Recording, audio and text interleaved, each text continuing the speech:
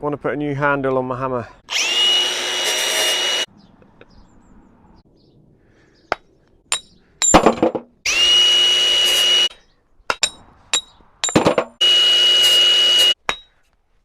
Getting there.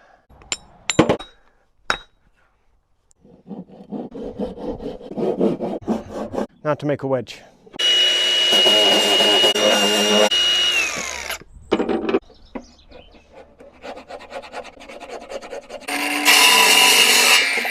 One teak wedge.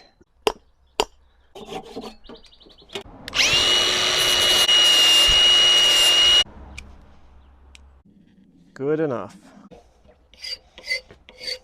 Some people might ask what oil to use. Best oil is the one closest to. So we're using Pure Tongue. Just lick it. Ugh. Ooh, that looks nice, doesn't it? Time.